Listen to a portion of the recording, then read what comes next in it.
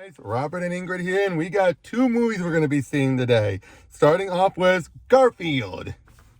And yeah, Garfield, and it's Chris Pratt again. But I think it looks like it's going to be an interesting movie. I'm hoping it's going to be faithful. I mean, are you a Garfield fan?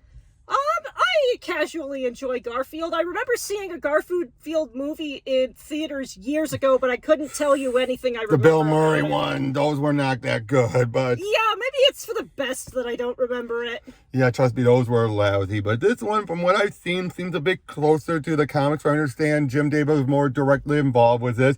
We're going to have Garfield's father, as he puts it, show up in this, played by Sam Jackson. Oh, wonderful. So, yeah, let's just go and we'll wait and see how it is. And we'll tell you what the other movie is afterwards. Take care. Hey, guys, we got out and it was really good. It was really good. Good 8 out of 10. It's not a Garfield movie. And it's a different type of family movie with cats that has Garfield's name on it. But it's not a Garfield movie. But we got a really nice feel-good family adventure. Exactly. We have Garfield and his father, as he puts it, Vic. And Vic, okay, you start with the summary.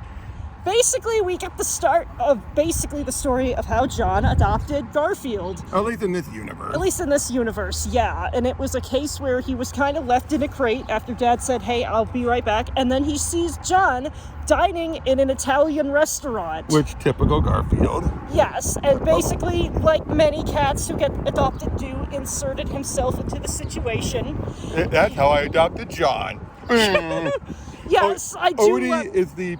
Yeah, sorry, go ahead. Although I feel like I have to mention that the very start of the movie is what turns out to be Garfield getting a delivery food order from that very same Italian restaurant. Via drone. Yeah, which I thought was very funny. Yep, which comes into play later, but we didn't expect. But yeah, then it's just a nice normal day. We see he does stuff like he pays up on John's credit card, including a big chair, among other things. And Odie, I adore Odie. Odie's one of the best parts of this movie because it's like, and yet he's not an idiot. This is not doormat Odie. This is the silent but deadly type. Exactly. He's the type who will be walking out, he's his unpaid intern. But he's that type of unpaid intern that's like, yes, boss. Yeah. He'll make his problems known, right? He'll be like, yes, boss, whatever. But he does well, means well, and is able to do all the stuff behind, the scenes. But yeah. Sometimes even without the other characters noticing. Exactly. But yeah, then Garfield gets roped up in the stuff that Vic, his father, has done. But first of all, Chris Pratt was decent. I didn't really think of it too much as him during the movie. No, but at the same time, it's not the Lorenzo music or everything, but it still kind of fits. But it's less Garfield, more generic guy, but still Garfield enough.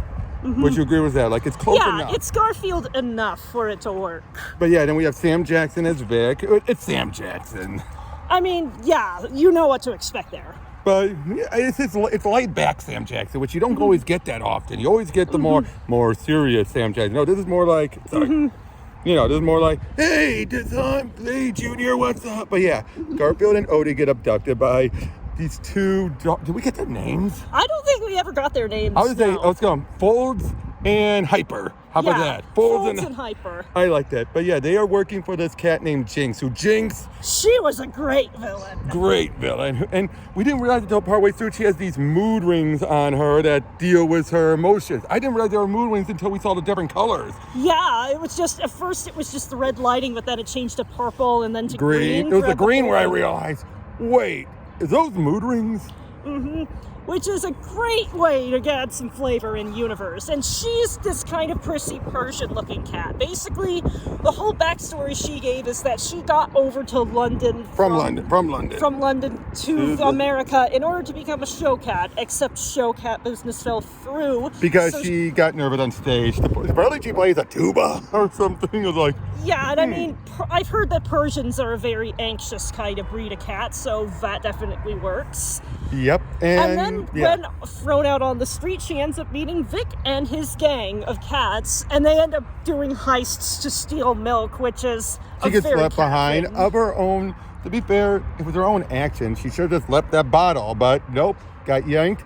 And you could definitely, I think Vic did try. I think he did try. Yeah, I do think he did try, but it's like, For there's her, only not so enough. much you could do. But it's like, yeah, she just wasn't going to let this go. She's going to hold a grudge about it. So she wants revenge. And first you think it's a simple, get the milk revenge. You know, like, I want a quart of milk for every day that I was locked up. You're like, oh, ooh. I'm like, Odie, how much? Yeah, exactly. That's exactly what. Some of the writing did feel like Garfield. A little energetic, but it still felt like Garfield. But so basically, it leads to a heist where they also find out that there's two mascots, Ethel and Otis? I think it was something like that. Otis.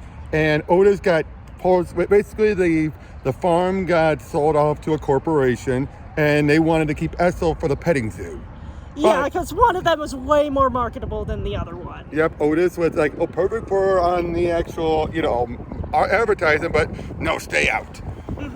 So then that leads to, they meet up with him, befriend him, and he tries to get him the train to get ready. And he always has this dramatic pauses.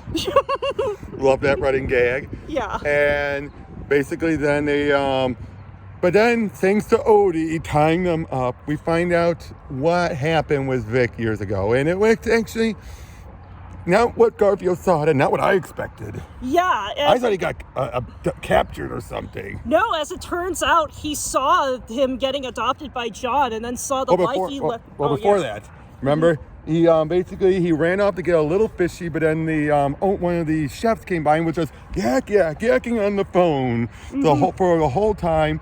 And then by the time he got it, and it was like this little sardine. He's like, yes, And then he sees that, like, John is sharing his dinner with him at the Italian restaurant. And then he sort of realizes that he could give him the life that he can't give. And so it's kind of that old lesson of, like, if you love him, let him go. Exactly. But he always came to visit. And every time he visited, he just couldn't, they want to take him away. It's like, oh, I knock, but no one. Of course, I like that he says knock, but in the different definition we find out later. Like, notch instead of knock.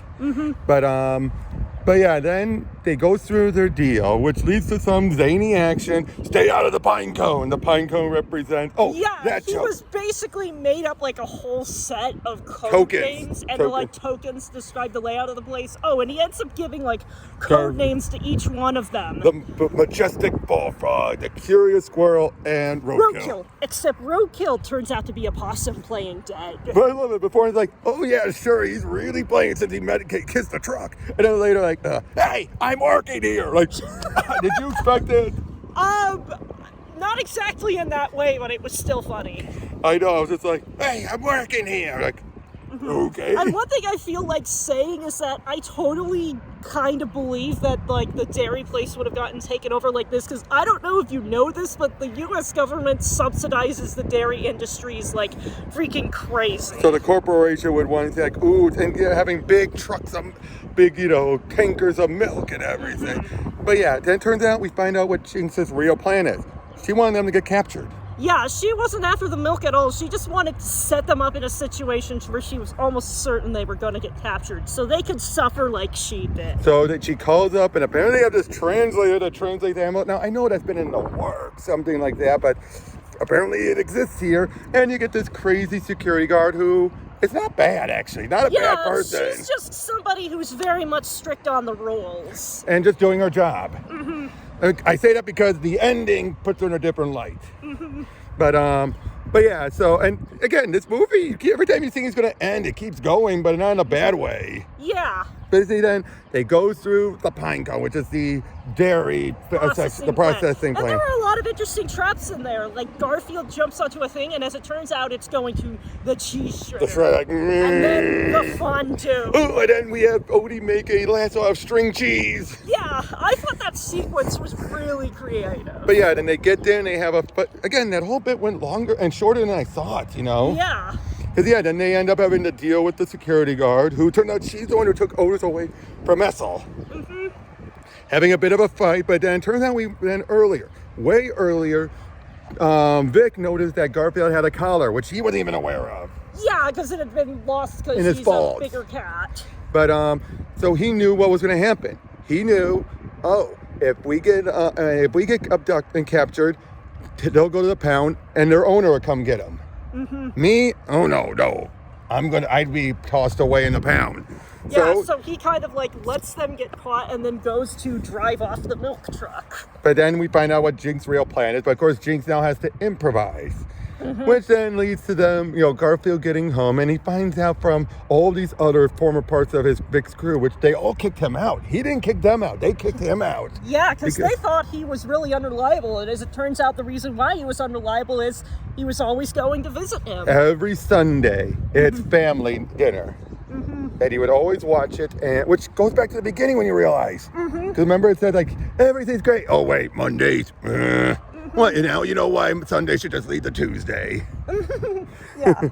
But, and then Garfield's like, please, he doesn't do that. I mean, okay, again, this is cliched writing, let's be honest, but... Yeah, it's not very, like, original, but it doesn't need to be. The performance sells it. The performance and poor John this whole time. Yeah, we just see him stuck on hold with the... Like, I would not be on hold any longer. I feel that because I've been on hold lately doing a lot of stuff setting up my condo. Insurance, I will not be on hold for any longer. It's like, Nicholas Hoult did a good job with John. But again, John didn't fully feel like John. I felt like only one aspect of John we see in the other stuff. But that's all we needed, though, because we just needed him to be the worried pet owner. We didn't need the, I'm a loser at love, John. We didn't need that. Although they did work in some jokes about him needing to go on a dating app and listing out a whole bunch of ones to use. Yep. But yeah, and then, so eventually Garfield gets home. John's making him all this food and everything, but then he sees the tree and he's like, yeah, right, let's go see it. For a moment, he's like, yeah, he leaves a notch with the... He left them all there. And then that makes him realize he's got to go save his dad. So he runs out, of course, John's like, oh, come on! And he gets the dessert he was working on, like, blow up all over the place. Well, it looked like it was going to blow anyway. But yeah, and turns out Jinx's hidden place was an abandoned mall. Which I thought was really, really clever. Because there's so many abandoned malls these days. Yeah, it's just like, that's a perfect place to have an animal hideout. Yep. But yeah, then they find out they want to toss them out the Mile High Bridge. So they contact Otis, like, look, I'll make him our deal because he got screwed too. He got royally screwed as well. So it's like, help us out. And so they're ready to do this plan. And yeah, leads to a big action sequence on the train. And one thing I did not expect was the use of the drones. Oh yeah, basically they were trying to find a way to just like move around, and so Garfield ends up calling in with the app a lot of delivery drones. 6,000 drone orders. Well, Odie did the ordering that time, but still. But yeah, and they used the order pretty creatively. Yep, like shooting meatballs, dressing on the salad. Would you slip them up? The slip-up folds, yeah. Yep, using like the red pepper you would put on like to throw it in their eyes, and then drinking the hot sauce to fire breath. That's classic. I kept expecting, when that happened, I thought Jinx was going to burn her fur off, but nope. And then they actually go through the plan, but Odie tied it too tight. Yeah, and they end up getting bounced up again. But then Folds and Hyper end up coming around and being like, you did the opposite. Kind of ironic. And then we find out that Folds had this accent because Jinx wanted it so she'd feel better. And as it turns out, I'm a New York proud. Yes, I thought that was pretty cool. I love that. And yeah, they betray her, so she shoves them all off. And then Folds is able to, well, at first you think Folds like, oh, they're going to do it. Nope, not working. But then Otis saves them. They even save Jinx. And then they give up Jinx to the security woman and the milk. And they're able to give up Ethel back, get Ethel back. So everything gets wrapped up at the end. Yeah, they were able to tie up the plot very neatly. I feel like that's sort of one advantage of the fact they went with a somewhat simple plot structure, because they could make it really easy and complete. It was the app. The app goes like, oh, your godfellas told me everything. And they're like, bleeding again, and she's like, "Arr." And it turns out they're treating her like a person at the end. Because what is her job at the end? She's cleaning up the side of the road, and she's like, "Arr." What I think works about Jinx is it's a 3D model, but a 2D face. Yeah, so it's like... Because if you notice that, like her face... expressions really stood out. Yeah, because if you notice that about her face, it's like something about, compared to Vic, who was just as big as her, but his face was still 3D molded, hers was a flat, white face. And I think that's what made it work about her, and the acting was great. But yeah, so they get, of course, Vic's like, see ya, but then, of course, Garfield, guys, you want to come in? What's that white bar? And, that bar there. I don't know. That was weird. But yeah, he's like, you want to come on in? So he sticks around, and yep, he's now part of the family. And wraps up with a birthday party and everything, and... we sort of see all of the characters come around. Yeah, again, we see Jinx is stuck cleaning up the side of the road, which, again, you're like, she's a cat, why? But apparently pets are treated no different than people, I guess. Go figure. But yeah, but overall, again, good movie. Like I said, it could have been some other. This could have been like Secret Life of Pets 3 for all we care, but it still worked. Yeah, it still worked. I had a lot of fun with it. There could have been a lot worse. There could have been a lot worse. It could have been like the live action movies, which were bad. But here, they understood the characters enough. Not perfectly, but enough. So, yeah, I mean, anything else you want to give about this? I mean, we laughed a lot throughout the entire thing. The comedy definitely landed. It definitely landed. And again, good characterizations. Again, wasn't perfect, but it was still good. So definitely worth our time. Exactly. So I'd say wait for streaming at the very least. I wouldn't say, do you have to go to theaters? No. No, but if you're looking, but you have nothing to do on a Saturday night, then this should be a good comfort watch. Yep. So what's the next movie we're going to be seeing? Fall Guy. Which turns out, did you know that was based off a show? I've just heard about that from my parents when I told them I was going to go see it. So we'll see you guys on then.